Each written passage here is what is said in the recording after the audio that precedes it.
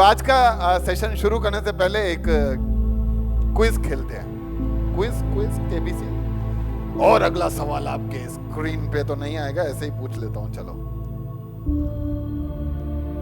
LeBron James के बारे में कितने लोग जानते हैं? LeBron James. बेब रूथ के बारे में?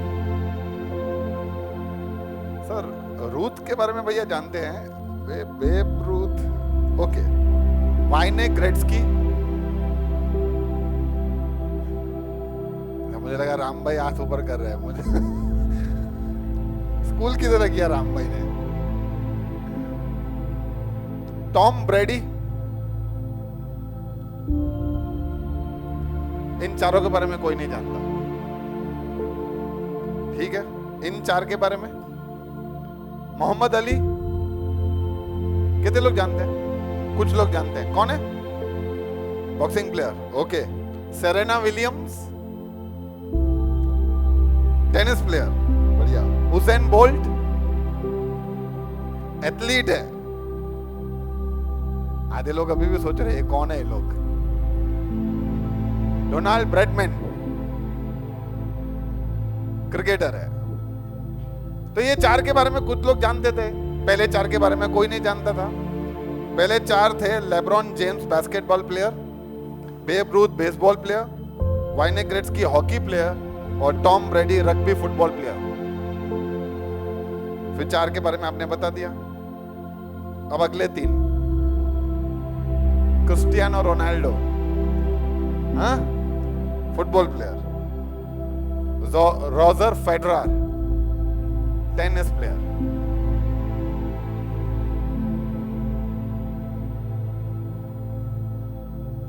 सचिन तेंदुलकर, क्रिकेटर। क्यों ऐसे कुछ लोगों के बारे में आपको पता है, कुछ लोगों के बारे में आपको नहीं पता है? पॉपुलैरिटी के हिसाब से आज इस दुनिया भर में बहुत सारे राज्य आए, बहुत सारे राजा आए, बहुत सारे शासक आए, बहुत सारे लोगों ने इस पृथ्वी पे अलग अलग तरीके से रूल किया। बहुत सारे लोगों ने बहुत सारी चीजें बनाई, इमारतें बनाई, देश की तरक्की के लिए बहुत सारे काम किए। लेकिन ये सारे जो भी राजा थे, जो भी गवर्नमेंट्स थी, जो भी बड़े बड़े लोग थे, जो भी अच्छे भले लोग थे, जो संत महात्मा थे, जो गुरु बन के आए, जहाँ जो एक दार्शनिक बन के आए, बड़े बड़े फिलोसोफर थे, उन सब ने मिलकर टोटल पूरी जिंदगी में से अपने इस पृथ्वी पे इतना प्रभाव नहीं डाला जितना यीशु मसीह ने अपने 3.5 साल की सेविकाई में डाला। और फिर भी हम उसके बारे में इतना नहीं जानते। तो बात पॉपुलैरिटी की नहीं है, बात है रिश्ते की। आज अगर मैंने आपसे पूछा कि क्रिस्टियानो रोनाल्डो कौन है, तो आप सबने बोल दिया फुटबॉल प्लेयर। मोहम्मद अली कौन है? Boxing player. उनके पिताजी का नाम क्या है? बोलो, इतना भी नहीं पता है। मम्मी का नाम, टोटल भाई बहन कितने हैं, कितना पढ़े लिखे हैं, कुछ भी नहीं पता हमें, क्योंकि हमारा कोई रिलेशन ही नहीं है, हम कोई जानते ही नहीं है। लेकिन जब हम रिश्ते में आ जाते हैं, संगति में आ जाते हैं, एक रिश्ता बन जाता है, तब हमें पता चलता है उसके बारे में, उसके व्यवहार के बारे में। मैं और मेरी पत्नी एक ही स्कूल में पढ़ते थे, अरेंज मैरिज है। हाँ, आप कुछ भी अगला विचार सोचो उससे पहले मैं एक लाइन क्लियर कर दिया। मैं 12th में था, मैडम 11th में थी। मैं नहीं जानता था, मैं पॉपुलर था इसलिए वो मेरे को जानते थे, पर मैं नहीं जानता था। वो तो जब हमारा सगाई हुआ उसके बाद मेरे को पता चला कि अच्छा ये उसी क्लास में थे, क्योंकि उनके क्लास के बहुत सारे दोस्त हैं मेरे, अभी भी दोस्त हैं कुछ, लेकिन मैं इनको नहीं जानता था। लेकिन जब फिर रिश्ता बना तो बहुत कुछ जानने को मिल गया। उनके बारे में, उन्होंने मेरे बारे में सिर्फ यही एक चीज जानी थी कि सबसे बदमाश नहीं, अच्छा वर्ड यूज, सबसे शरारती बच्चा अगर पूरे स्कूल में कोई है तो मैं हूं। नहीं, मेरे बाद भी कोई था, पर ठीक है, वो सुधर गया था।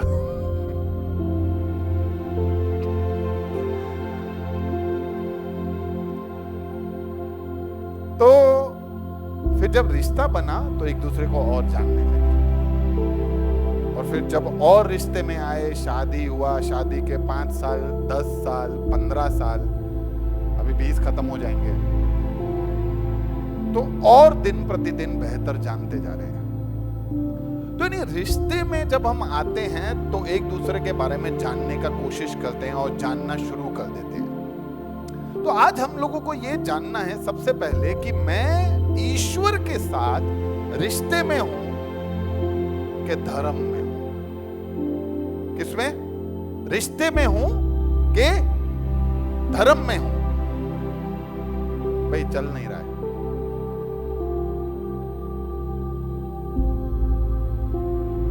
Okay, thank you.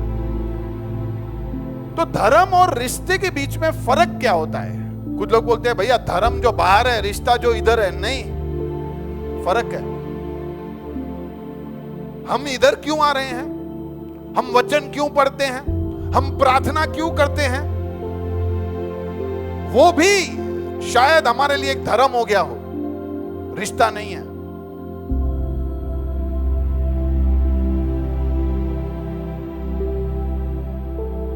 तो क्या फर्क है जनरली धर्म में? अगर हम धर्म यानी रूल्स रेगुलेशंस या नियमों को पालन कर रहे हैं कि हम वाकई एक रिश्ते में हैं। पहली बात, धर्म में हमेशा ईश्वर बहुत दूर होता है, लेकिन रिश्ते में ईश्वर बहुत करीब है। आप दुनिया में जाके बाहर पूछो कि ईश्वर बहुत दूर है यार, ईश्वर लाखों करोड़ों, और जो रिश्ते में होते हैं बोलते ईश्वर मेरे साथ है, संग है, ईश्वर मेरे लिए इतना दूर नहीं है, ईश्वर बिल्कुल मेरे करीब है। धर्म में लोगों को ईश्वर से मिलने के लिए कुछ करना होता है, बहुत मेहनत करते हैं बेचारे लोग, उपवास रखते हैं ईश्वर से मिलने के लिए, लोग गुलाटियां खा खा के जाते हैं ईश्वर को खुश करने के लिए, लोग ईश्वर को प्रसन्न करने के लिए जप तप भजन सिमरन पता नहीं क्या क्या करते हैं। लेकिन रिश्ते में ईश्वर बोलते कुछ करने का जरूरत ही नहीं है, मैंने सब कर दिया है। इसलिए किसी ने कहा कि where all religion teaches do do do do, Jesus said done. जहां पे सारे धर्म सिखाते हैं करो ये करो ये करो ये करो ये करो ये करो, यीशु ने बोला मैंने सब कर दिया, तुम्हें कुछ करने का जरूरत नहीं है, अब तुम सिर्फ अंदर आओ।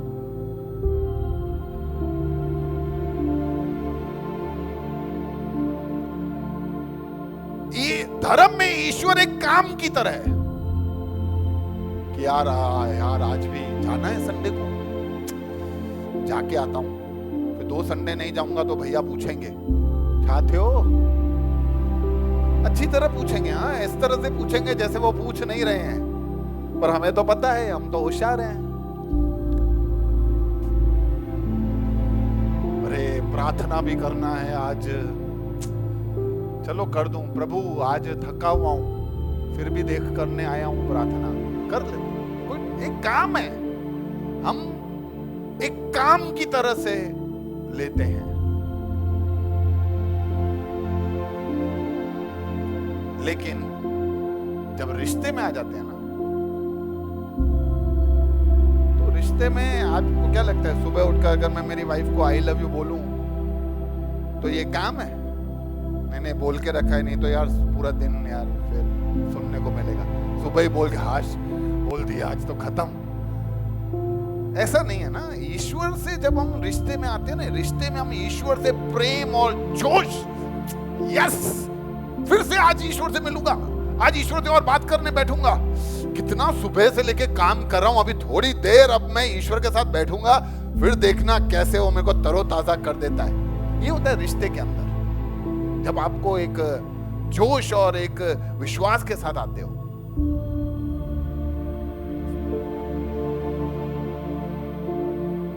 धर्म में ईश्वर के साथ मिलने के लिए जाना पड़ता है। अभी बीच में कुछ संत महात्मा आए थे, लोग उनको ईश्वर मानते हैं जबकि वो खुद ही कहते हैं कि मैं ईश्वर नहीं हूं। वो सही बोलते हैं कि वो ईश्वर नहीं है, लेकिन दुनिया समझता नहीं है। तो लोग आए थे, दूर दूर से लोग उनसे मिलने के लिए आए। हमारे परिवारजन में से भी कुछ उनके भक्त हैं, बहुत खुश हो रहे थे, बहुत खुश। आज मिल के आए, उनके कार का दर्शन किया। मैं बोलूं यार प्रभु, कितना फर्क है यार। ये मिलने के लिए जाते हैं और आप हमारे संग रहते हो। हालेलुया। ये लोग दर दर ठोकर खा रहे हैं मिलने के लिए, और आप अपना सिंहासन छोड़ के हमारे संग, हमारे साथ, जहां पे मैं हूं वहां पे आप हमारे साथ रहते हैं। क्या मजा है यार, कितना आनंद है। और इसीलिए वो धर्म में है और हम रिश्ते में हैं। तो ये भी हमें समझना चाहिए। आज मैं यीशु को धर्म की तरह देखता हूं कि यीशु को रिश्ते की तरह देख रहा हूं? ईश्वर को किस तरीके से देख रहा हूं मैं?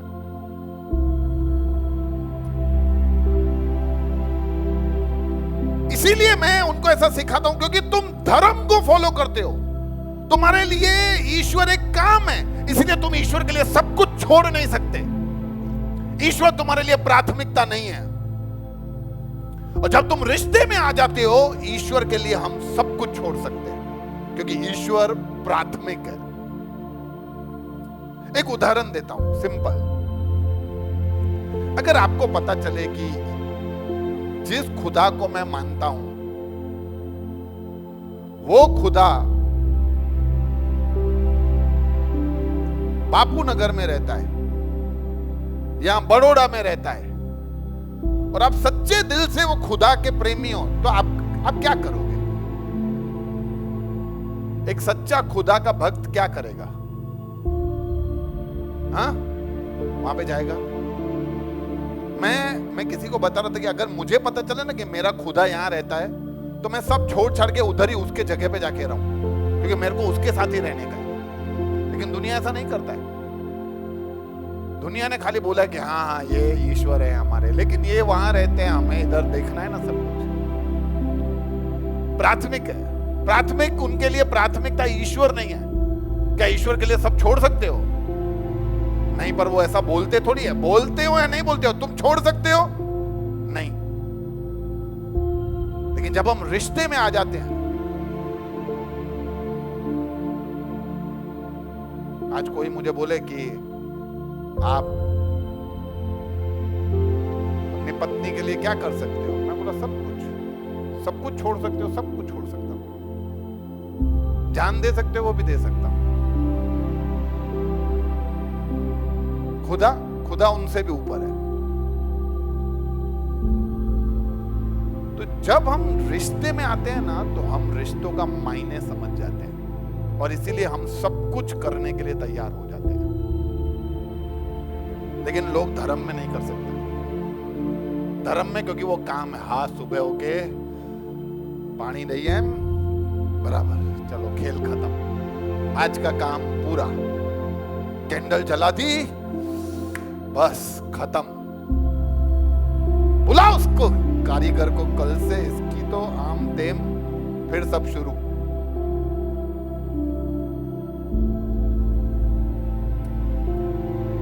ईश्वर के अस्तित्व को मान्यता ही नहीं है धर्म में।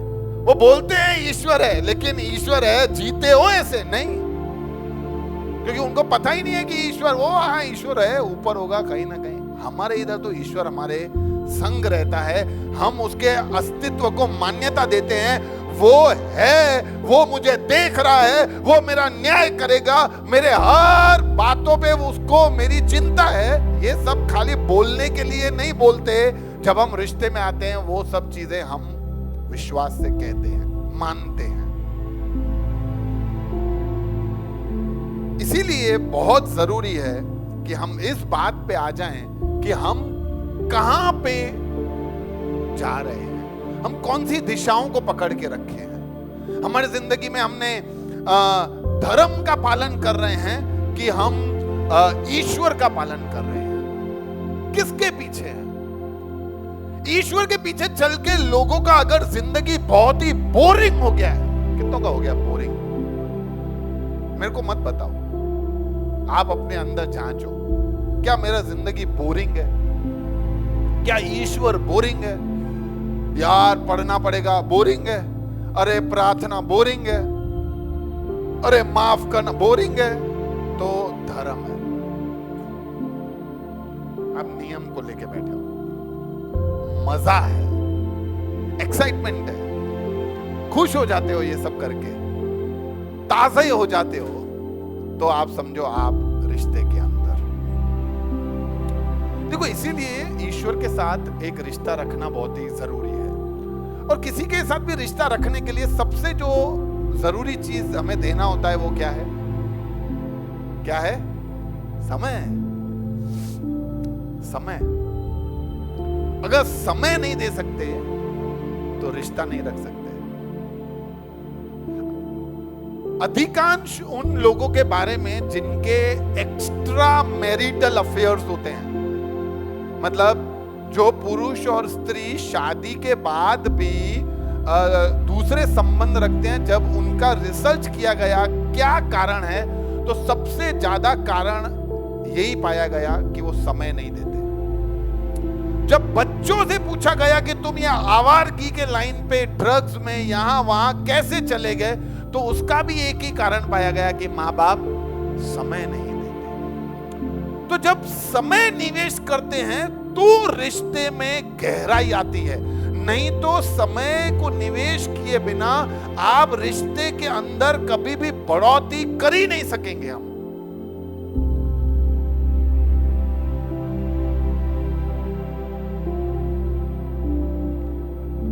अभी मैं विकास के साथ समझो रोज मिलने लगूं ना, तो उसके और मेरे रिश्ते में फर्क आ जाएगा।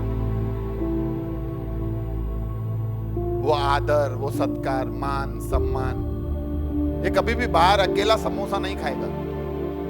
बाहर एक ही समोसा पड़ा होगा, पूछेगा भैया ने खाया है? नहीं खाया है, चलो ये भैया के लिए दे के आता हूं। नहीं है ऐसा?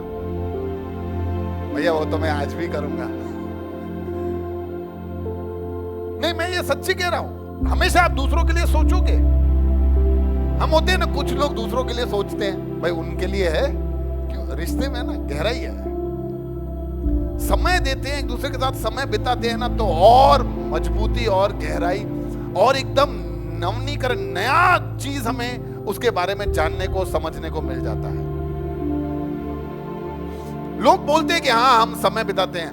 मैं आपको आज चैलेंज करना चाहता हूं, मैं आपको आज एनकरेज करना चाहता हूं कि हम सब लोग ईश्वर के साथ समय बिताना शुरू कर दें।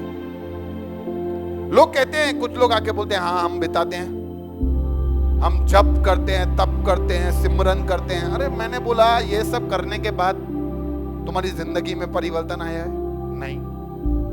तुम्हारे जीवन में सुख, चैन या शांति, आप परेशानियों के बीच में शांति महसूस करते हो? नहीं। तो फिर क्या करते हो वहां बैठ के? ये जप तप में सुबह उठ के 4 बजे से लेके 5 बजे तक issue issue issue issue issue करके आप ऐसा करते रहोगे, तो ये क्या है? आपको क्या लगता है ईश्वर को मजा आता है? आज देखो कितना जय किशन जबरदस्त है यार। सुबह से बेचारा 1-1 घंटा मेरे नाम का जप करता है। बेटा खुश हूं मैं तेरे से। भाई उदाहरण है। जय किशन भाई कैंसल, गिरीश भाई सुबह से जप करता है। फिर प्रभु खुश है तू? अरे भाई तू खाली मुंह चला रहा है, दिल बंद है, दिल खोल, मुंह बंद कर।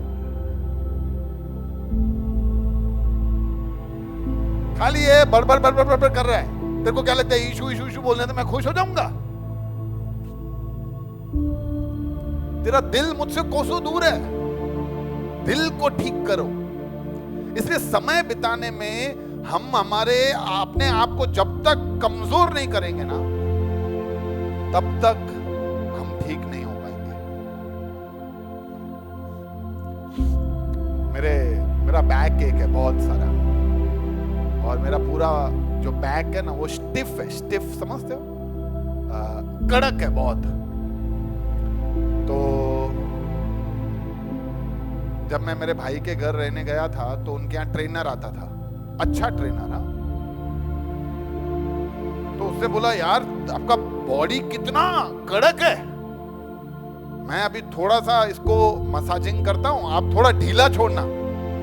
ढीला छोड़ना मतलब बॉडी को ढीला छोड़ दो एकदम, और फिर वो जोर से उसको दबा के उसके अंदर थोड़ा फ्लेक्सिबिलिटी यानी थोड़ा नरम उसको करेगा। लेकिन मेरे को इतना डर लगता था, मैं अपना टाइट पकड़ के खड़ा रहूं, वो बोले भाई ढीला करो, नहीं होगा।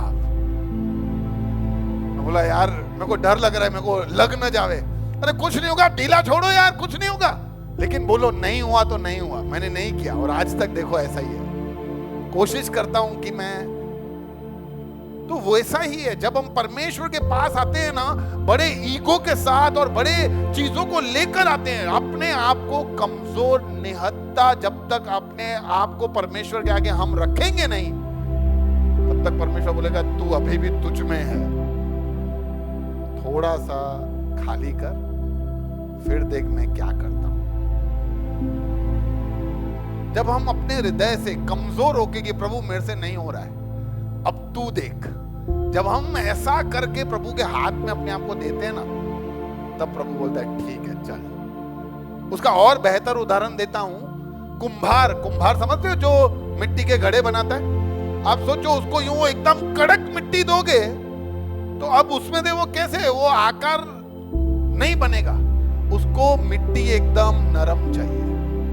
तो हम भी जब नरम होकर अपने आप को ये सोचकर, जानकर, विश्वास कर कर कि सब ईश्वर के हाथ में है, वो सब सही करता है और वो ही सब ठीक कर सकता है, जब हम अपने आप को निहत्ता कर कर उसके सामने रखते हैं ना, तब परमेश्वर हमारे हृदय में काम करना, हमारे जिंदगी में काम करना शुरू करता है, और तब हम आ जाते हैं एक रिश्ते में। आपको वो मुड़ाऊ पुत्र वाला स्टोरी पता है क्या हुआ था? जरा संक्षेप में वापस बता देता हूं। लास्ट टाइम हमने यहाँ स्किट किया था। एक व्यक्ति के कितने बेटे थे? 2 बेटे। छोटे ने आके बोला कि मुझे मेरी संपत्ति का हिस्सा दे दे, और उसने उसको दे दिया। फिर वो कोई दूर देश में जाके बस गया। वो दूर देश में जाके बस गया, और उसके बाद उसने अपने वहां पे पार्टी, दोस्त यार सब शुरू किए। उसके सब पैसे खत्म हो गए, तो उसके बाद उसने क्या किया, फिर वो काम ढूंढने लगा। काम के बाद उसको एक सूअर चराने का नौकरी मिला। फिर उसके बाद वो सूअरों के साथ खाना खाया। फिर वो सोचता है और फिर वापस आता है। ये पूरे स्टोरी में आप देखोगे ना, ये छोटा बेटा ईगो में है, घमंड में है, और ये जब यहां से पैसा लेके निकला तो वहां पे जाके जब पैसा खर्च कर रहा है, तब वो मन ही मन उड़ा रहा है। अभी तो जब उसका पैसा खर्च हो गया तो भी ये अपने आप की हार नहीं मानता है। बोलता है नहीं, भले पैसा खत्म हो गया तो क्या हो गया, अब मैं मेरे पिता के घर जाऊंगा तो वो क्या बोलेगा, उतर गई हेकड़ी, सब निकल गया तेरा, अब नौकर की तरह तेरे को रखूंगा। नहीं, मैं मेहनत करूंगा, मजदूरी करूंगा, वापस उठ के मेरे पिता को दिखाऊंगा कि मैं कुछ हूं, मेरे अंदर काबिलियत है। वो दोस्तों से बात करता है, यारों से बात करता है, कुछ नहीं मिलता है तो भी अपना घमंड छोड़ता नहीं है। अंत में उसको सूअरों का नौकरी मिलता है तो भी वो घमंड में आ जाता है। आज सूअर तो सूअर, सूअरों के यहाँ पे काम करूंगा, सूअरों से कमाऊंगा, बहुत सारा पैसा बनाऊंगा, इन सूअरों से बहुत बड़े बड़े काम करके मैं पिता को दिखाऊंगा। और जब वहां पे भी हार जाता है, सूअरों के साथ खाने का बारी आता है, तब वो सोचता है यार पप्पा के पास जाना पड़ेगा। तो हम भी बहुत बार सारी चीजों का जिम्मेदारी हमारे ऊपर ही लेके बैठते हैं। मैं करूंगा, आज जा रहा हूं, आज संडे को जाऊंगा, आज और प्रार्थना करूंगा, और गीत गाऊंगा, और ये करूंगा और वो करूंगा। अरे करूंगा, कुछ करने का जरूरत नहीं। प्रभु पे विश्वास रख के आगे बढ़े, प्रभु ने सब कर दिया है। जब हम हमारे ऊपर बहुत भरोसा रख के काम करते हैं ना, सब धर्म में हो जाता है। हमें रिश्ते में आके परमेश्वर से मांगना चाहिए, प्रभु तू क्या कहता है, मेरे को क्या करना है, मेरे से तो नहीं हो रहा है, मैं भी कोशिश भी क्या करूं, हो ही नहीं रहा है मेरे से, तू मेरे जीवन में कुछ मौका लेके आ ताकि मैं तुझ पे भरोसा रख के आगे बढ़ सकूं। तो अगर आप कोई ऐसी परिस्थिति से गुजर रहे हो जहां पे आप भी ऐसे कोई संघर्षों से जा रहे हो, जहां पे आप ऐसा सोच रहे हो कि यार जिंदगी में बहुत तो हो गया यार, कितनी जगह सोच रहा हूँ, नौकरी में बढ़ोतरी नहीं है, बच्चों का हालत ऐसा हो गया है, बच्चे मानते नहीं है, या आपको ऐसा लग रहा है कि मेरा हेल्थ अच्छा नहीं है, मेरे पास पैसे की बहुत ही कमी है, मेरे घर में हमेशा झगड़े रहते हैं, तो मैं आपको आज एक विश्वास दिला देना चाहता हूँ। मेरे को नहीं पता परिस्थितियां बदलेगी कि नहीं बदलेगी, हम हमेशा ईश्वर के पास इसीलिए जाते हैं कि वो हमारी परिस्थितियों को बदल दे, लेकिन ईश्वर हमेशा हमें अपने पास इसीलिए बुलाता है ताकि वो हमको बदले। इसीलिए बहुत जरूरी है कि हम बदलें। परिस्थिति का मेरे को पता नहीं बदले कि ना बदले, तो जब हम ये अपेक्षा रख के जाएंगे ना कि प्रभु मेरी परिस्थितियों का मेरे को पता नहीं, लेकिन तू मुझे बदल ताकि मैं इन परिस्थितियों को अलग तरीके से देख सकूं, तो हम एक रिश्ते में प्रवेश करते हैं। आपने देखा है कभी कभी कुछ लोगों को कुत्तों से बहुत डर लगता है किसी को, मतलब वो दूर ही खड़े होते हैं ना तो वो बोलते हैं नहीं चल रहा है।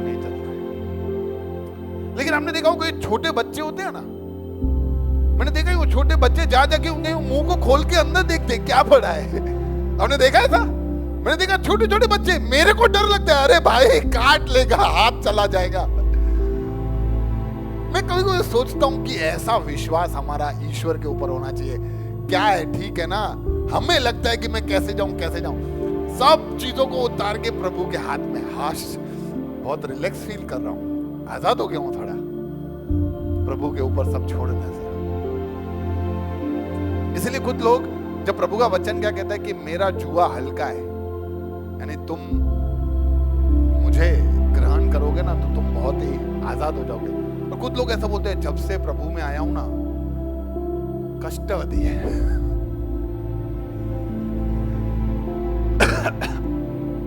कष्ट बढ़ गए, तकलीफें बढ़ गई है, सब विरोधी हो गए हैं। अरे भाई तुम अकेले चल रहे हो, अकेले दौड़ रहे हो, प्रभु के हाथ में देके तुम पीछे पीछे चलो, उसको आगे रखो, तो देखो किस तरह से परमेश्वर हमारे सबके जीवन में काम करता है। मेरे जीवन में भी बहुत संघर्ष है, ऐसा नहीं है बहुत मजेदार जिंदगी है। मेरे को भी रोज तैयार करना पड़ता है, रोज अपने आप को समझाना पड़ता है कि मैं मेरी जिंदगी का हर क्षण हर पल ईश्वर के हाथ में सौंपूं। कभी कभी नहीं सौंप पाता, मैं भी कभी मैं भी बोलता हूं नहीं प्रभु मैं कैसे नहीं सोचूं, सोचना तो पड़ेगा ना। कभी बच्चों के विषय में ऐसा सोचना पड़ता है, कभी नौकरी के विषय में ऐसा सोचना पड़ता है, कभी मैं ले लेता हूं। और आप मानोगे नहीं, विश्वास के साथ सच्ची बता रहा हूं आपको, ऐसे 2-3 दिन लेने के बाद इतना दिमाग खराब हो जाता है, इतना टेंशन, काम में मन नहीं लगता, और 3 दिन के बाद आके मैं प्रभु के हाथ में वापस सौंप देता हूं। प्रभु बोलता है 3 दिन क्यों बिगाड़े तेरे, पहले ही दिन तेरे को समझाया था।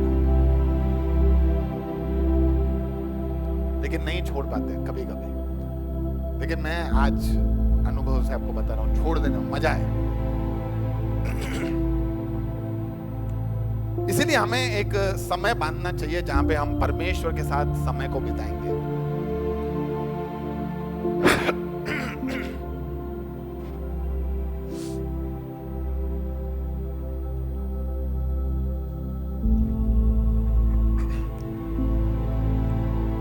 मैं जानता हूं कि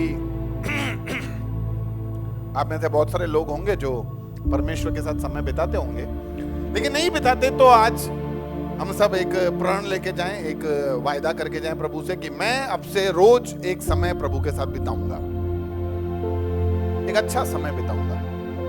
कितनी देर बिताऊंगा? 1 घंटा, 2 घंटा, 3 घंटा, 4 घंटा? अरे 10 मिनट से शुरू करो ना, शुरू करो 10 मिनट। 10 मिनट बहुत बड़ा टाइम है। आपको लगता है 10 मिनट भैया बहुत बड़ा टाइम है, 5 मिनट से शुरू करो।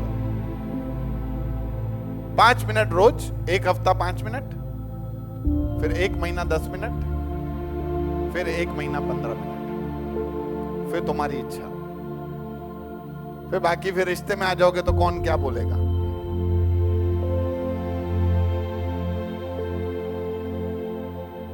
हम हर चीज के लिए एक समय निकालते हैं।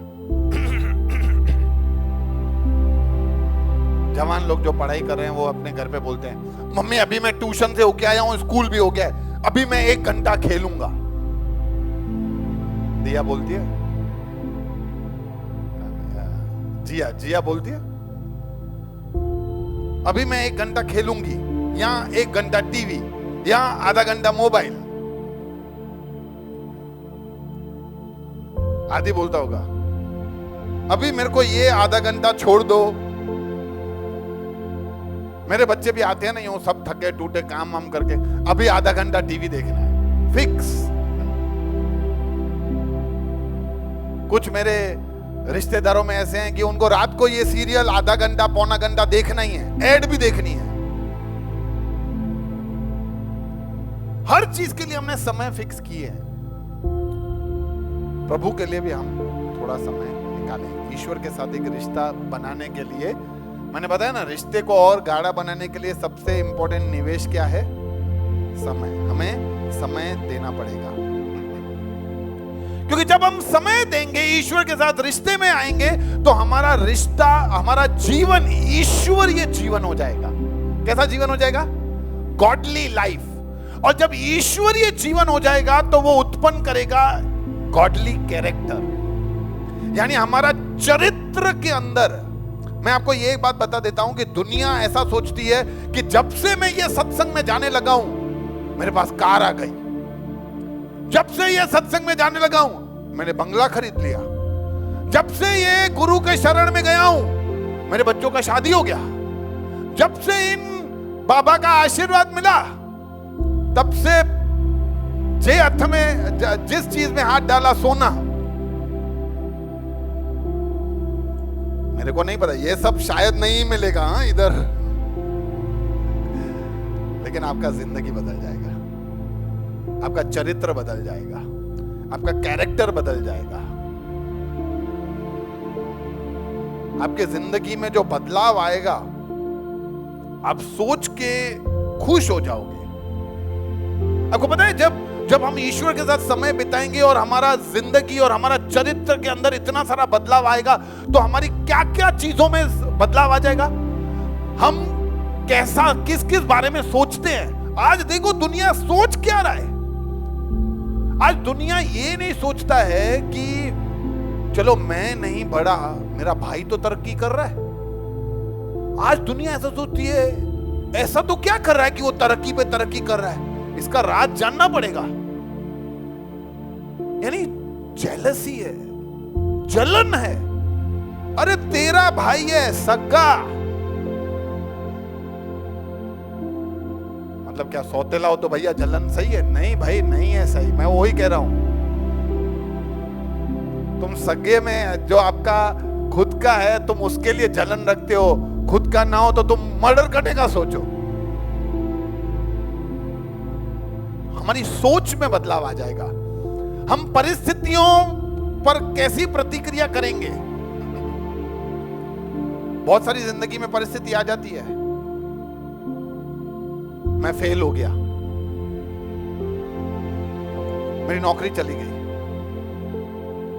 मेरे को उसने गालियां दी बेफालतू, तो ऐसी सब परिस्थितियों मेरी मजाक उड़ा रहे हैं, तो हर परिस्थिति में हमारा रवैया कैसा होगा, हम किस तरीके से प्रतिक्रिया करेंगे, प्रलोभन से हम कैसे निपटेंगे। बहुत बार प्रलोभन आ जाता है और लोग बहाना बना देते हैं, मैं क्या करूं यार, लेकिन हम प्रलोभन से निपटने में हमें किस तरह का हमारे जिंदगी में परिवर्तन आएगा, वो हमारे जीवन में असर करेगा।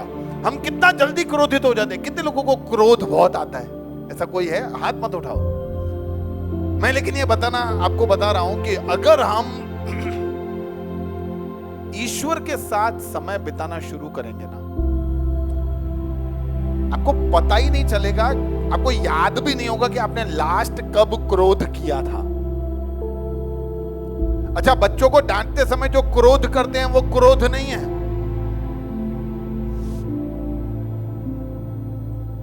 क्रोध वो होता है जिसमें आप पाप करते हो। बाकी सब क्रोध अलाउड है। जहां पाप नहीं है वो क्रोध अलाउड है। लेकिन जो क्रोध में हम पाप कर लेते हैं, किसी का नुकसान कर देते हैं, वो क्रोध गलत है। और वो क्रोध पे हमारा नियंत्रण हो जाएगा जब हम ईश्वर के साथ समय बिताएंगे। हमारे मुंह पे नियंत्रण हो जाएगा। मेरे कुछ रिश्तेदारों से मैं मिलता हूं ना, तो वो दुकानदार लोग हैं, तो वो 4 लाइन बोलते हैं ना मेरे साथ, तो उसमें कम से कम 10 गालियां देते हैं। अच्छा, उनका, अब मैं उनको समझ गया हूं कि उनका इंटेंशन ऐसा नहीं है, लेकिन क्या धंधे वाले लोग धंधे लोगों से बात करते करते क्या उनके जबान पे सब चढ़ गया है। मेरे भी जबान पे साला वर्ड बहुत चढ़ गया था। हर छोटी छोटी बात में बोल देता था मैं, साला ये साला वो। जबकि हालांकि ऐसा मेरे को लगता था कि ठीक है, इसमें कोई बुराई नहीं है, पर मैं सोचता था कि ये मैं शब्द बोलूं क्यों। तो बहुत सारा समय तक मेरे को कठोरता यानी स्ट्रगल रहा, संघर्ष रहा कि इसको कैसे छोड़ूं। फिर धीरे धीरे, अब मेरे को याद ही नहीं मैंने कब बोला है लास्ट। तो हमारे शब्दों पे नियंत्रण आ जाता है। लेडीज लोग मरवनी मर ऐसा बोलते हैं। कुछ लोग होते हैं बुढ़ी मर। अरे बाबा, बरसाती कांदी पे किथे बुढ़ा किथे।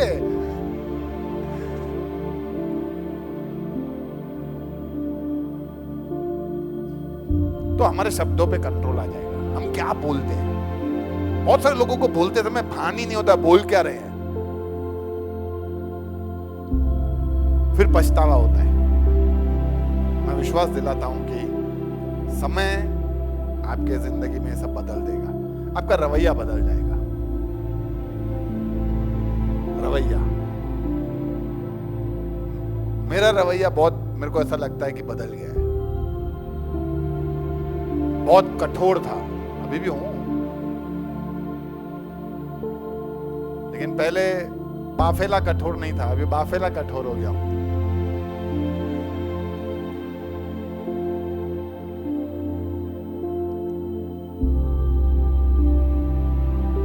मैं ऐसा सोचता हूं कभी कभी कि यीशु जब घूमता था ऐसे सब लोगों को देखता होगा, कैसे लोग हैं यार, ये मेरे साथ बैठ के खा रहा है, अभी कल मेरे को पकड़वाएगा। तो भी यीशु किस तरह का रवैया अपनाता था उनके साथ। लेकिन हमारा रवैया बहुत ही बदल जाएगा। हम परमेश्वर की आवाज को अच्छी तरह से सुन सकते हैं, सुन सकते हैं। मजा आ जाएगा। आप परमेश्वर की आवाज को सुनना शुरू कर दोगे और आप परमेश्वर की बातों को अच्छी तरह समझ जाओगे। इसीलिए जब लोगों के जिंदगी में बहुत सारी परेशानियां, विपत्तियां, आफतें आती है ना, तो जो परमेश्वर के अंदर ढले हुए होते हैं ना, वो लोग बोलते हैं प्रभु क्या सिखाना चाहता है। और जो ढले हुए नहीं है, जो परमेश्वर के ऊपर विश्वास करना अभी तक सीखे नहीं है, जो अभी भी धर्म को लेकर चल रहे हैं, बोलते हैं प्रभु मैंने क्या गलती की है जो ये सब आफतें डाली है। तो हम परमेश्वर को समझना शुरू कर देंगे। अभी कुछ दिन पहले हमारा एक मीटिंग था, मीटिंग को खत्म करके मैं घर पे आया, 1:30 बज गया था। अगले दिन स्कूल जाना था, फिर पूरा दिन पढ़ाना था। तो पता नहीं मेरा बॉडी का सिस्टम ऐसा है कि एक बार वो टाइम निकल जाता है ना, फिर नींद नहीं आता है। फिर 1-1.5 घंटे में आ जाता है। समझो मेरे को 11 बजे तक सो जाता हूँ मैं जनरली। ऐसे तो 9, 9:30 तक सो जाता हूँ, पर 11 लास्ट। फिर 11 तक भी अगर मैं नहीं सोया ना, तो फिर 12, 12:30 तक नींद नहीं आएगा। अब मैं 1 बजे तो घर आया मीटिंग खत्म करके। अब मैं सोने का शुरू किया और मेरे को पहले से ऐसा था कि नींद नहीं आएगी, मेरे को पता है। फिर सोना शुरू किया 1:30, 2, 2:30, 3, 3:30, 4, 4:30, 4:30 बजे नींद आ क्या होगा। कभी कभी ऐसा नींद नहीं आता ना तो बहुत फ्रस्ट्रेशन आ जाता है कि करूं क्या, और गुस्सा भी आता है, बाजू वाले सब सो रहे हैं मजे से सो रहे हैं और अपने इधर जाग रहे हैं। बहुत बार ऐसा हुआ कि फ्रस्ट्रेशन, लेकिन मैं हमेशा ऐसा, ये पहली बार नहीं है, मैं ऐसा समय 1.5 साल निकाला है मैंने, रोज ऐसा होता था, रोज ऐसा मैंने 1.5 साल निकाला मेरी जिंदगी में। और उन सारे समय में मैं एक ही प्रार्थना किया प्रभु को कि प्रभु मेरे को आधा घंटा नींद मिले कि 1 घंटा मिले। नींद किस लिए होता है? हाँ, माइंड फ्रेश होने के लिए। मुझे बस उतना सामर्थ्य और ताजगी देना कि मैं अगला दिन निकाल सकूं। और मेरे को मिल गया, आराम से मैं पूरा दिन काम किया, मजे से। वो अलग बात है, अगले दिन 8 बजे सो गया था, पर मजा आया। यानी ये क्या है पता है, इससे क्या होता है कि जब हम प्रभु पे विश्वास करके कुछ करते हैं ना, और परमेश्वर हमारा साथ देता है ना, तो हमारा जिंदगी में और उसके ऊपर भरोसा और उसके ऊपर विश्वास बढ़ जाता है।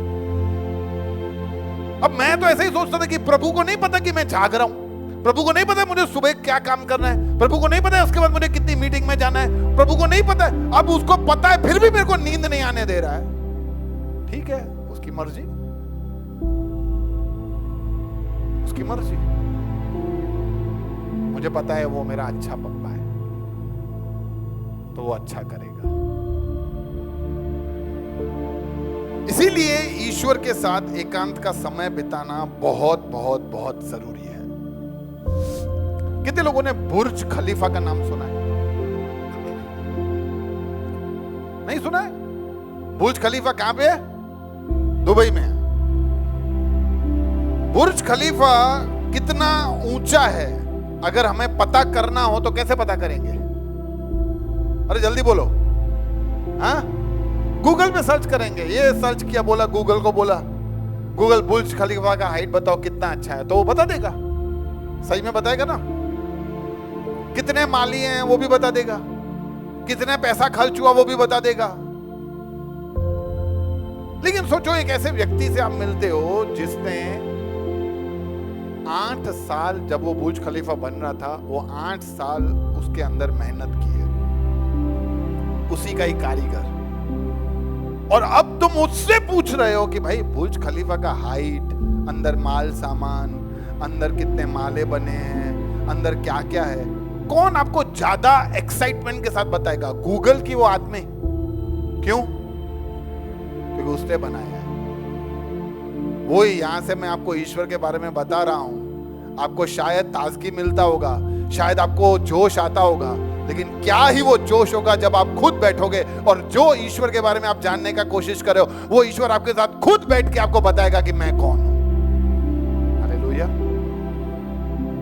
ये है जब हम एकांत में समय परमेश्वर के साथ बिताते हैं, ईश्वर को जानने का कोशिश करते हैं, और ईश्वर हमारे जीवन में ये सब बातें लेके आता है।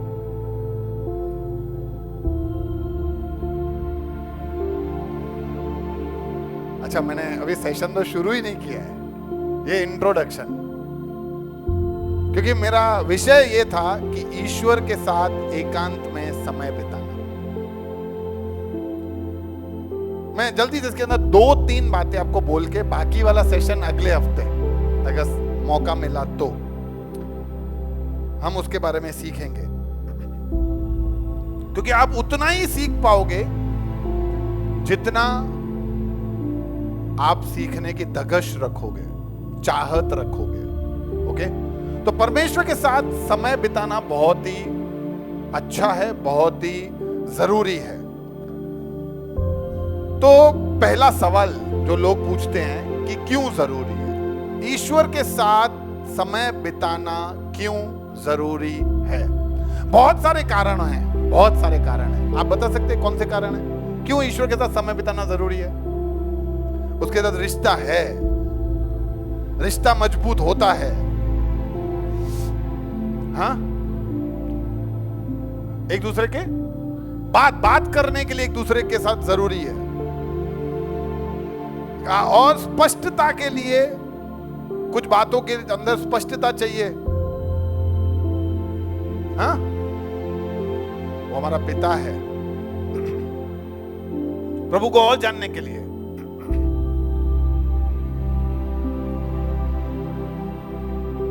वो एक एक बात बताएगा। वेरी गुड,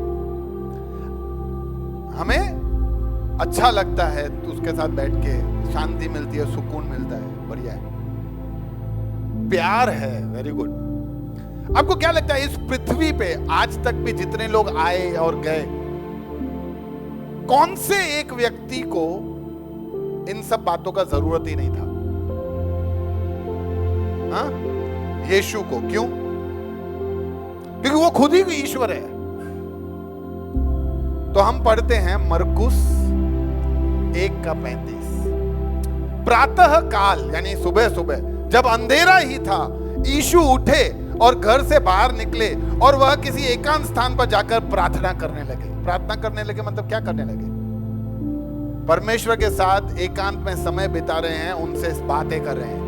यानी जब ईश्वर वो खुद होकर वो ये दिखा रहा है कि मेरे लिए जरूरी नहीं है फिर भी मैं कर रहा हूं, अगर यीशु के लिए ये इतना जरूरी है तो हमारे लिए कितना जरूरी होना चाहिए? कितना होना चाहिए ममता बहन? बहुत जरूरी होना चाहिए। देखो, ईश्वर के साथ समय बिताएंगे ना तो बहुत ही हमारी जिंदगी में परिवर्तन आ जाएंगे, जैसे हमने आगे देखे। और ये सब जो बातें आप लोगों ने कही कि प्यार है, ये सब तो एक कारण है हमें उसके साथ जाने के लिए। लेकिन सबसे अगर ये सब कारण भी अगर हमारे को तृप्त नहीं कर पा रहे हैं कि नहीं भैया अभी भी मैं क्यों जाऊं, तो एक साधारण सा बात है, प्रभु करता था, प्रभु के लिए जरूरी था नहीं था, वो परिपूर्ण था, वो पवित्र था। अगर वो कर रहा है तो हमारे लिए ये कितना जरूरी है ईश्वर के साथ समय बिताना। अगला बात, समय बिताएंगे तो क्या होगा? चलो बताओ, समय बिताएंगे तो क्या होगा? उसके जैसे बनते जाएंगे, रिश्ता मजबूत होगा, हाँ, उनको और अच्छी तरह से समझ पाएंगे, बहुत सारी चीजों को वो प्रकट करता है। Very good. तुरंत मरकुस 1:35 के बाद 36-37 में क्या लिखा है देखो, सिमोन और उसके साथी उसकी यानी यीशु की खोज में निकले और उन्हें पाते ही यह बोले, सब लोग आपको ढूंढ रहे हैं। यीशु ने उन्हें उत्तर दिया, आओ हम आसपास के अन्य कस्बों में चलें, मुझे वहां भी संदेश सुनाना है, क्योंकि इसीलिए ही तो मैं आया हूं। जब हम ईश्वर के साथ समय बिताएंगे तो वो बताएगा हमें कि हमारी जिंदगी का मकसद क्या है। वो हमारे को बताएगा स्पष्टता। हमें लगता है कि हमारी जिंदगी का मकसद आना, इधर प्रचार करना, इधर गाने गाना, समय बिताना, अच्छा जीवन चलना, अपने काम धंधे में ईमानदारी दिखाना। नहीं, ईश्वर के पास आपके लिए स्पेसिफिक यानी एक अलग ही, अभी रामबाई के लिए जो ईश्वर ने मकसद चुन के रखा है, जब तक रामबाई हैं तब तक वो मकसद इनके पास है, और तब तक वो ईश्वर दूसरों को वो मकसद देगा भी नहीं, क्योंकि वो मकसद रामबाई के लिए रखा है। और इसीलिए हम ईश्वर के साथ बैठेंगे, ईश्वर से हम सुनेंगे। तो जब हम उसके साथ बैठ के एकांत में समय बिताएंगे तो वो हमारे जिंदगी में वो स्पष्टता लाएगा कि हमारे जिंदगी का मकसद क्या है। कितने लोगों को अपने जिंदगी का मकसद ही नहीं पता है? सब लोगों को पढ़ लिख के कनाडा जाना है, अमेरिका जाना है, लंदन जाना है,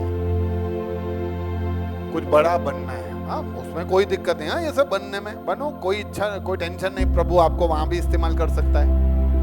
लेकिन क्या हम इस बात के लिए तरसते हैं कि प्रभु मेरे जिंदगी का मकसद क्या है, मैं क्या करूं? प्रभु 5 साल से इधर आ रहा हूं, क्या करूं? भैया 10 साल हो गए, अभी भी कुछ नहीं कर रहा।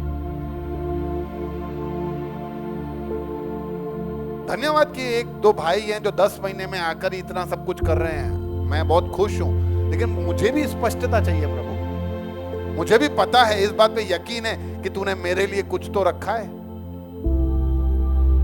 और तू मुझे यहां खींच के ला रहा है और आज ये संदेश मेरे को सुना रहा है, तो कुछ तो तूने मेरी जिंदगी में रखा होगा। मेरी जिंदगी में बहुत ही धुंधलापन है। मेहरबानी करके प्रभु ये हटा, मुझे स्पष्टता दे, मुझे पता चले कि क्या करना है, मुझे किस तरह से करना है, ताकि मेरे जिंदगी के बारे में मैं सही निर्णयों को ले सकूं। आपकी जिंदगी में क्लैरिटी आएगा। आज बहुत सारे लोगों को लीडर बनना है। क्यों बनना है? क्यों बनना क्यों है, मेरे को समझाओ। अच्छा, लीडर में खाली यहां का लीडर का बात नहीं कर रहा, कहीं पे भी ऑफिस में आपको बॉस बनना है। क्यों? अरे कल के छोकरे बॉस बन गए हैं, अच्छा इसीलिए बॉस बनना है। कुछ लोगों को पॉलिटिकल करियर बनाना है। क्यों? बहुत पैसा है, अच्छा पैसे के लिए तुम्हें लीडर बनना है। अगर हमारे जिंदगी में स्पष्टता नहीं है तो हम प्रभु के पास जाएं, बैठें और उनसे स्पष्टता मांगे कि प्रभु, मैं बोलता हूं मांगने का जरूरत ही नहीं है, वो हमारे जिंदगी में स्पष्टता दे देगा कि हमें करने का क्या है। मेरे को गिटारिस्ट ही बनना था और यही सोच के मैंने गिटार खरीदा और यही सोच के गिटार सीखा और यही सपना दिखता था कि ये बड़ी बड़ी भीड़ में यहां खड़ा रह के गिटार बजाऊंगा। प्रचार के बारे में मैंने रत्ती भर कभी भी नहीं सोचा था। ठीक है, आज नहीं बजा रहा हूं और प्रचार कर रहा हूं, उसकी मर्जी। तो ईश्वर के साथ एकांत का समय क्यों जरूरी है? क्योंकि प्रभु खुद ऐसा करते थे। उसका नतीजा क्या होगा? हमारी जिंदगी में स्पष्टता आएगी कि हमें क्या करना है, हमारे जीवन का मकसद पता चलेगा। आखिरी बात, उसका प्रमाण क्या है, कैसे पता चलेगा? बहुत मस्त है। निर्गमन की पुस्तक में लिखा है 34वें अध्याय में, जब मूसा को प्रभु ने ऊपर बुलाया, वहां पे उसको 2 पत्थरों पे 10 आज्ञाएं लिख के दी, और जब वो मूसा वो दोनों प्रभु के साथ समय बिताकर नीचे आ रहा था, तब देखो क्या लिखा है। जब मूसा सीनै पर्वत से उतरे, उन्हें ये पता नहीं था, ज्ञात नहीं था, मतलब पता नहीं था कि परमेश्वर के साथ वार्तालाप करने के कारण उनका मुख प्रकाशवान हो गया है। हारून और समस्त इजरायली समाज ने मूसा को देखा कि उनके मुख से प्रकाश निकल रहा है, इसीलिए वे उनसे निकट जाने से डरे, किंतु मूसा ने उनको बुलाया। तब हारून और इजरायली मंडली वे सब उनके पास लौटे। मूसा ने उनसे बातचीत की, उसके बाद संपूर्ण समाज उनके निकट गया। जो बातें प्रभु ने मूसा से सीनै पर्वत पर कही थी, उन्होंने वे सब आज्ञाएं उनको सुनाई। आप परमेश्वर के साथ समय बिताते हो, आप परमेश्वर से सब सीख के आते हो, उसका प्रमाण यह है कि आपके मुख पे वो चमकने लगेगा। हालेलुया। लोग आपसे डरेंगे। डरेंगे के मतलब वो नहीं है कि नहीं नहीं भाई नशा नगल है, ये डरेंगे नहीं। लोग गलत चीज करने से आपके आगे डरेंगे, आपके आगे गाली बोलने से डरेंगे। बोलेंगे ये आदमी के आगे हम गाली नहीं दे सकते, ये बहन के आगे किसी की बुराई नहीं कर सकते, ये भाई के आगे हम ऐसा नहीं कर सकते, क्योंकि वो परमेश्वर का भक्त है। और वो जो मुख आपका चमक रहा है आपको नहीं दिखेगा, ये दुनिया को दिखेगा कि आप अलग हो, आप विशेष हो, आपके अंदर जो बातें हैं वो सामान्य नहीं है। इसीलिए लोग आपके पास आएंगे और आपसे सीखेंगे। और ये है जब हम परमेश्वर के साथ समय बिताते हैं, परमेश्वर से स्पष्टता पाते हैं, तो ये परमेश्वर हमारे जीवन के अंदर बदलाव कर देता है। कहीं नहीं लिखा है कि मूसा आया और नीचे घोड़ा गाड़ी खड़ा था। हम ऐसा सोचते हैं कि मैं अभी आ रहा हूं, प्रभु में समय बिता रहा हूं, प्रभु मेरे बच्चों का शादी करा देगा, प्रभु मेरा शादी करा देगा, प्रभु मुझे क्लर्क से मैनेजर बना देगा। अरे भाई ये सब के लिए क्या है? ये सब गाड़ी आज है कल चला जाएगा, मैनेजर का पोस्ट आज है, तुम काम नहीं करोगे निकाल देंगे। लेकिन जो मुख पे प्रकाश हमारे चमकेगा वो प्रभु तब तक रखेगा जब तक हम उसके संग हैं और हम हमारे जीवन के अंत तक ये लोगों को सिखाते रहेंगे। आमीन। तो ये जरूरी है कि हम ईश्वर के साथ एकांत का समय बिताएं। उस समय बिताने से जो बदलाव, जो प्रभाव हम हमारे जिंदगी में परमेश्वर ने रखा है, क्यों आज ये एरिया बदल नहीं रहा है? क्योंकि हमें और समय बिताने का जरूरत है। हम जितना और समय बिताएंगे परमेश्वर उतना इस एरिया में, इस जगह में काम करेगा।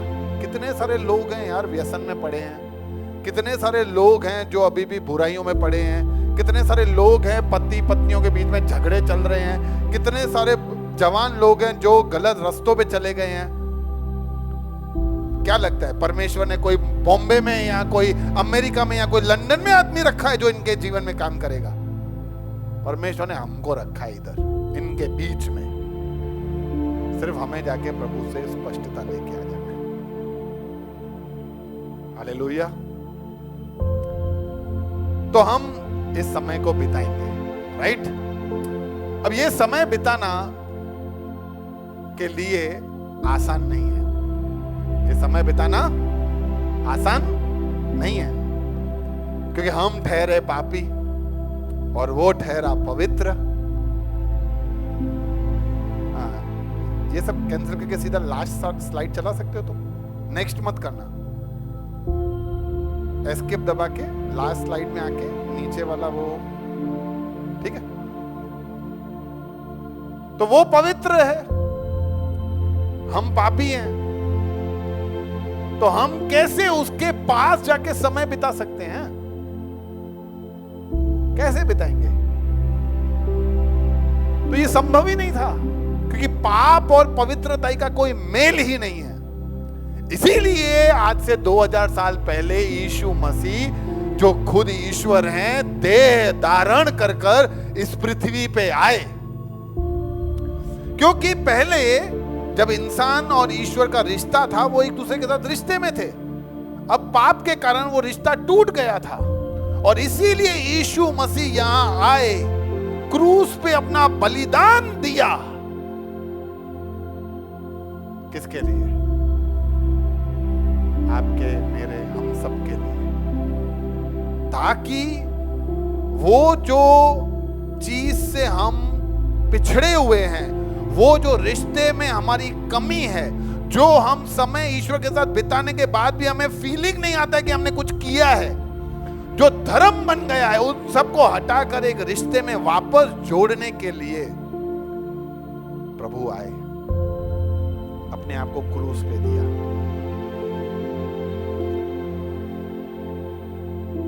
कुछ लोगों के लिए ये क्रूस मूर्खता है कि ये क्या है, लेकिन विश्वास करने वालों के लिए ये अनंत जीवन है। क्योंकि हम मानते हैं कि हाँ, मैं पापी हूं, मैं नहीं कर सकता ईश्वर से बात, मैं ईश्वर के साथ वो रिश्ता नहीं कर सकता, नहीं उसके साथ समय बिता सकता। लेकिन जो इस क्रूस के बलिदान पर विश्वास करते हैं कि हाँ, मैं पापी हूं, मेरे लिए ईश्वर आया, अपने आप को दिया, और उसने जब ये अपने प्राणों को दिया, वो कीमत चुकाया। अरे मैं चाहता हूं आप इस कीमत को समझने का कोशिश करें। वैसे समझ तो हम कभी भी नहीं पाएंगे, लेकिन हम समझें। लोग बोलते हैं कि ये पहाड़ पे चढ़ जाओ तुम्हारे पाप माफ हो जाएंगे, ये नदी में डुबकी लगाओ पाप माफ हो जाएंगे। अरे ऐसा होता ही नहीं है। और चलो ऐसा कर भी लिया तो उसके बाद क्या? चलो नदी में डुबकी लगा ली, सारे पाप माफ, इसके बाद फिर पाप नहीं करेंगे, फिर गलतियां नहीं करोगे, फिर से तो नदी में ही रहोगे हमेशा। लेकिन जब यीशु मसीह ने अपने आप को क्रूस पे चढ़ाया, तो हमारे पहले के और हमारे आने वाले सारे पापों को वो उठाकर क्रूस पे चढ़ा, क्योंकि उसको पता था कि हमसे फिर भी गलती होगी। लेकिन पहले हम गलती करते थे, अब गलती हो जाती है। पहले हम जानबूझ करके उसके पैसे लूटते थे, उसको बुरा भला बोलते थे, अब बोलते नहीं है, कभी कभी भूल से भूल जाता है। पहले पाप करते थे, अब पाप हो जाता है, और इसीलिए हमारा दिल को ठेस लगता है जब भी हम ऐसा कुछ करते हैं। तो इसका मतलब यह है कि हमने हमारे अंदर ये बात को ग्रहण किया है कि मेरे लिए प्रभु आके क्रूस पे चढ़ा, और इसीलिए परमेश्वर ये सब बातों को लेके क्रूस पे चढ़ा था। उससे बोला तुम एकदम क्लीन हो, अब तुझे कोई भय रखने का जरूरत नहीं है। अब तू परमेश्वर के वो सिंहासन पर उसके सम्मुख जाकर उससे बात कर कर स्पष्टता लेकर तू आ सकता है, और उस बलिदान से वो रास्ता, वो रोड ब्लॉकेज, वो पाप का दीवार, वो सब प्रभु ने हटा दिया ताकि हम उसके साथ समय बिता सके। अगर आपको भी अड़चन आता है, आपको भी ऐसा लगता है कि यार मेरे को बहुत तकलीफ है, मैं नहीं कर पाता, तो आज आपके पास मौका है। यीशु ने हमारे जीवन को थामा है, उसने हमारे जीवन को अपनाया है, उसने हमारे जीवन को ले लिया है, और वो कहता है कि तुम क्यों डरते हो? जब मैंने तेरे हाथ को थामा है, मैंने तेरे हाथ को पकड़ा है, जब मैं तेरे हाथ को लेकर तुझे चलाने के लिए तैयार हूं, तो तुझे किस बात का डर है? बहुत बार छोटे बच्चे जब रास्ते पे कोई जानवर होता है तो शायद कभी कभी डर जाते हैं, लेकिन जब उनका पिता उनको हाथ पकड़ के ले जाता है तो वो डर निकल जाता है। और वो ही विश्वास यीशु मसीह आज हमको देना चाहता है कि तुम किस चीज से डरते हो यार, मैं तुम्हारे संग हूं।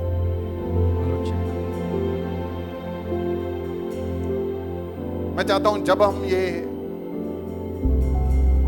शब्दों को दोहरा रहे हैं, ये गीत को गुनगुना रहे हैं, तो मात्र हमारे जिंदगी में मुख से शब्द नहीं, हमारे हृदय से वो पश्चाताप और वो भावनाओं से हम ईश्वर को पुकारें और उसको कहें कि प्रभु मेरे को सुस्त नहीं होना है। मैंने बहुत बहाने बनाए हैं ये सब पीछे हटने के, मैं पापी हूं, मैं नहीं करूंगा, मैं ऐसा हूं, मैं ऐसे नहीं करूंगा, लेकिन आज मैं तेरे सम्मुख आकर तेरे साथ बात करना चाहता हूं। धन्यवाद प्रभु, धन्यवाद तुझे और जानने का तूने हमें मौका दिया प्रभु। हम चाहते हैं कि और तुझे और जाने, तुझे और समझे प्रभु, ताकि हम धर्म नहीं, हम एक रिश्ते में आ जाएं प्रभु जो तेरे संग है राजा। धन्यवाद, तेरी रहमत तेरी महिमा होती रहे राजा। थैंक यू प्रभु। हमारे जीवन में जो सुस्तता है, आलसपन है प्रभु, जो बहाने हम बनाते हैं प्रभु, उन सब बहानों को तू हटा दे राजा। हालेलुया। हमारे अंदर वो जज्बा, वो जोश दे, वो एक्साइटमेंट दे कि हम तैयार हो जाएं और तत्पर रहें तेरे साथ समय बिताने के लिए राजा। हालेलुया।